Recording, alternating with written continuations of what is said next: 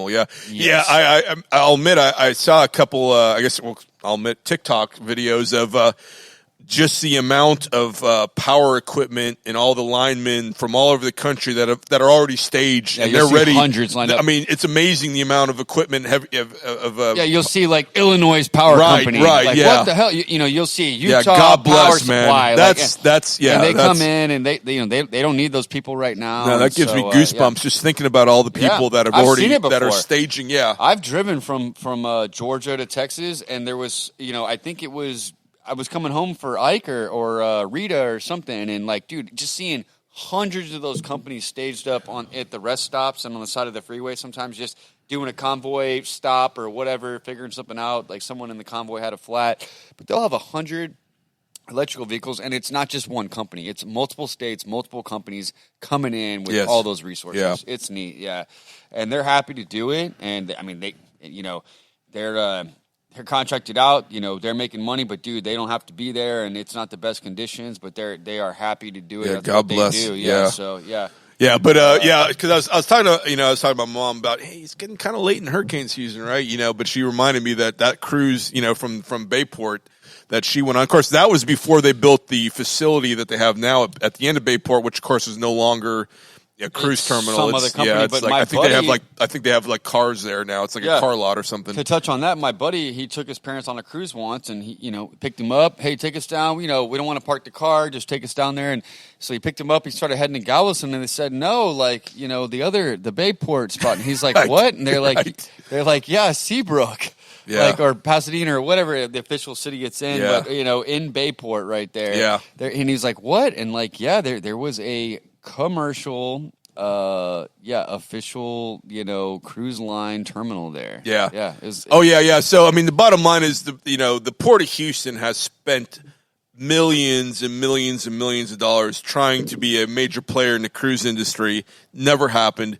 Galveston, on the other hand, they've just built, I guess, what's now their second cruise terminal. 100. And don't they deserve it? Because Houston kind of took away from Galveston, and after the 1900 storm, and then they took over the Houston Ship Channel got built, and they Houston and Galveston, the whole dynamic changed, and Galveston got kind of put on the back burner for the whole shipping industry and the port and all that. So doesn't Galveston deserve to have what you're about to tell them? Yeah, I mean, massive expansions and just like since COVID, it's coming back up. Yeah, I mean, it's just amazing. I guess they're the fourth busiest cruise port in North America, seventh busiest in the world. What in the world? Seventh busiest cruise port in the world. Right. They're building the Royal Caribbean's new, almost 200,000 square foot cruise terminal under construction at Pier 10. And then there's all these ships that are coming in 22, 23. I guess the Disney Wonder, the Carnival's Princess. It's the Ruby Princess. The Royal Caribbean's Allure of the Seas, the Royal Caribbean's Adventure of the Seas, Norwegian's Prima, Carnival's Jubilee. This is construction jobs, permanent operations. Yeah, just all these massive 1.4 in local business service revenues, 5.6 in state and local taxes. I mean, dude, this is huge. Yeah. I mean, the cruise industry is alive and well and strong in Galveston, and that's awesome. That's. I mean, and some of these ships are insane. I mean, this one here, the Royal Caribbean's Allure of the Sea. And Princess, almost 7,000 passengers. Princess, Ruby Princess. There's a couple Princess. I mean, dude, this is And then, so talking about cruises and stuff, let's talk about 6 cruises. The Galveston Wharves Board of Trustees approved the transfer of the lease. So this is over in kind of the same area. Apparently, Pier 21 property from Mitchell's Historical Properties to Landry. So Mitchell's owned it, and I guess Landry's now is officially taking it over. No definite plans has been disclosed. 2 heavy hitters in Galveston. Yeah. 16-acre property. But the only one we're missing is the Moody's in there somewhere. Yeah, new restaurants and the Dunleavys or whatever, new restaurants, maybe an expansion to the Harbor House Hotel and a multi-level parking garage. So all that's going to be happening right there on the water next to these new cruise terminals. The Royal Caribbean cruise terminal and all these new boats coming in. Man, Allure of the Seas. This is insane. So basically, we have all the heavy hitters. I mean, we've got all the main cruise liners now in Galveston. So that's awesome. So two things that are not necessarily related to like tourism and fun, but are water related. It looks like there's a $1 billion expansion of a 52-mile long Houston ship channel. So they're expanding. Looks like the 52-mile long Houston ship channel is being expanded. $1 billion. Wow. This is in a partnership with the Port of Houston and the Army Corps of Engineers. Of course, Army Corps of Engineers are always involved in these operations. The greater Port of Houston area, including approximately 200 private companies with terminals along the channel. The industry supports more than 3.2 million jobs across the country and $800 billion in economic activity. Wow. And so they are boosting it and stepping that up, Houston Ship Channel. So, yeah. Well, and when we talk about the Waterfront Capital of Texas, that also includes the ports. I mean, just the reason that we are. I mean, just the Port of Houston is like number one in container traffic, and that's not even factoring the Port of Texas City or the Port of Galveston. There's tonnage. Yeah, there's ships. There's certain material. There's all these different factors and records and stuff. There's a bunch of different ones, but yeah, between the size and the freight, and I mean, we definitely are one of the biggest in the country and the world. In the world, no doubt. Absolutely. Yeah, we literally rank number one in a lot of categories. Definitely. And then last thing here, not last thing, but this is, because we're on the water and this stuff matters. The city of Seabrook's updating their master comprehensive plan. They are doing a public works operation. It looks like the public can put it, So basically, Seabrook broke ground on the Pine Gully wastewater treatment plant.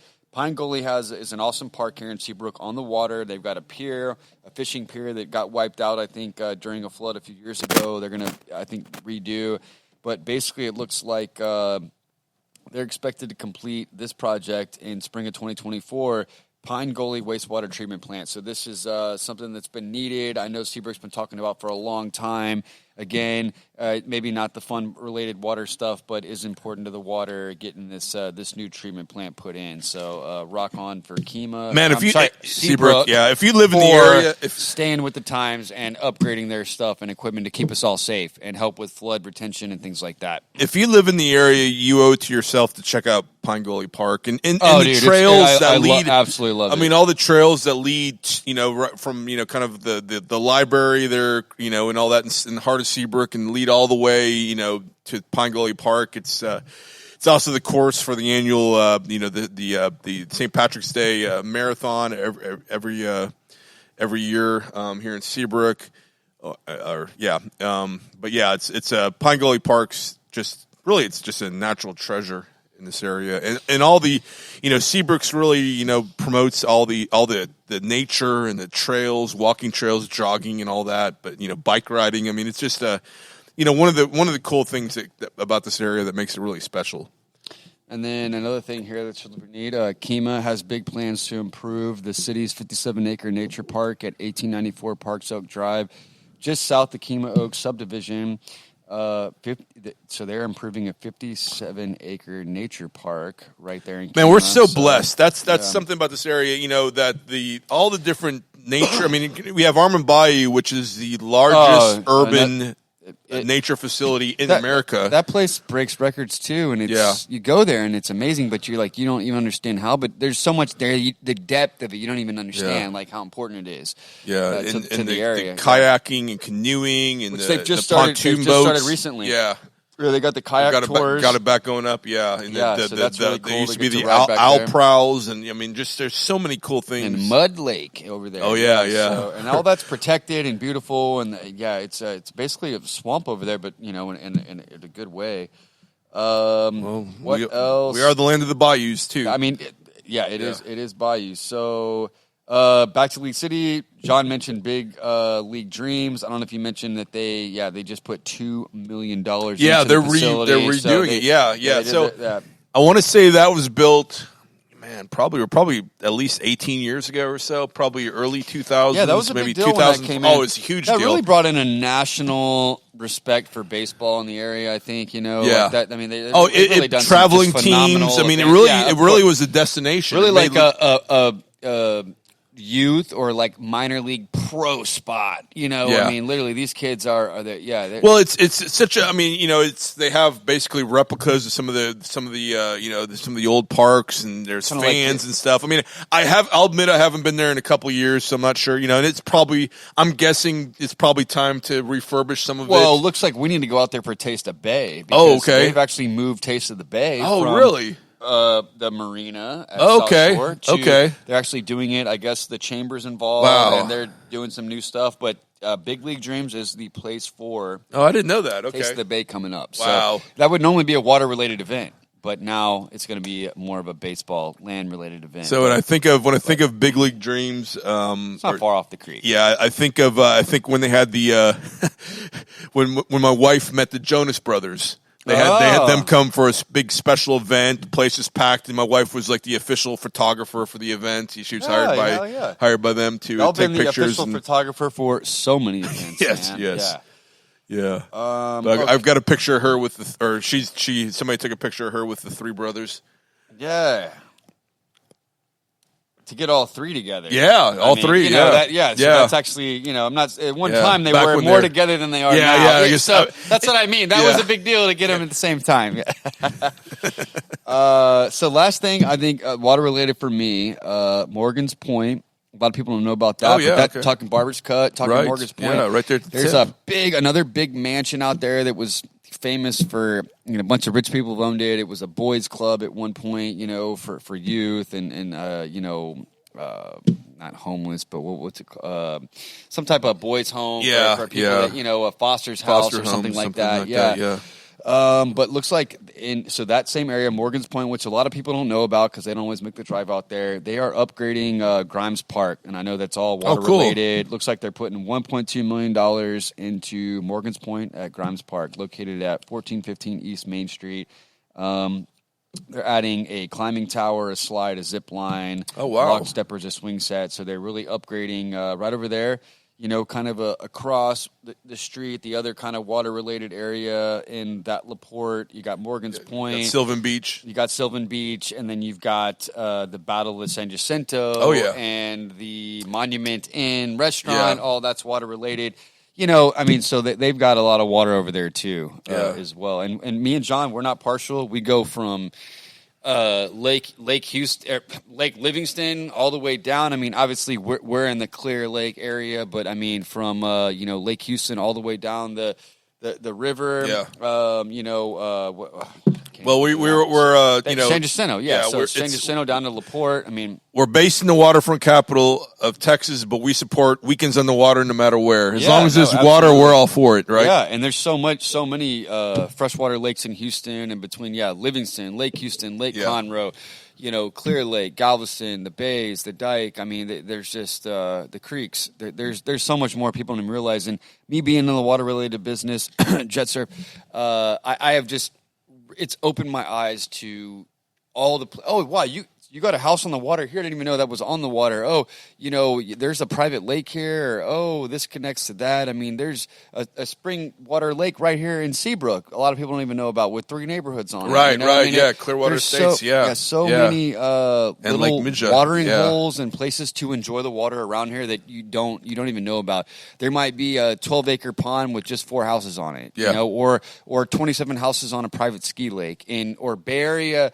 The homes on, I think they're called Bay Area Lakes over there in Dickinson. Oh yeah, Dickinson. With down beautiful, 517. Yeah, $500 million homes or even higher, right there with water access. I mean, if you're not on the water, they'll bring the water to you, and we'll talk Right. about it. If it's real estate on the water, or you can drop a jet surfboard in there, we're going to talk about it. Yeah. Well, in real estate, they say the key is the 3 keys are location, location, location. Oh And of man, course, dude, all I a like lot the of way that's- that rings. Yeah. Of course, that all nothing improves location better than being on the water, right? Whether you make the water or it's naturally there, Right. but Well, and even like here, Lake Cove is a perfect example. And I knew the developer did all kinds of marketing for him. I mean, the ability to build all these canals, so you maximize the amount of waterfront property there is. Oh, dude, absolutely. And of course, there are canals that get out. I mean, of course, like we said, you have to go under the bridge. Your boat can't be too Yeah, big. you can't have a mast. You got to put the bimini down, Yeah, but yeah. you can't have the mast. Yeah, it can't be a sailboat, but